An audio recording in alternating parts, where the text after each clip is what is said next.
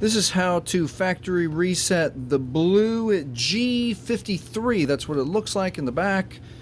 Pay special attention because this is a new phone and the first handful of videos that I looked at are all incorrect. So the correct method, you have to hold down the side button. Some call it the BIXBY button. We're going to hold that first.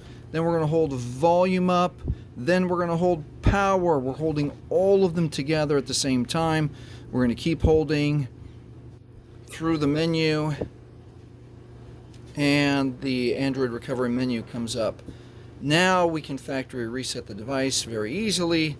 A lot of people are used to this menu. We're going to use the volume keys to scroll down to wipe data factory reset, and we're going to press OK for our power for OK, and then again volume down, factory reset. This cannot be undone. Remember that all of your data will be erased, all of your pictures. You push OK, and then we can confirm down here that the data wipe is complete, and now you can safely reboot the system.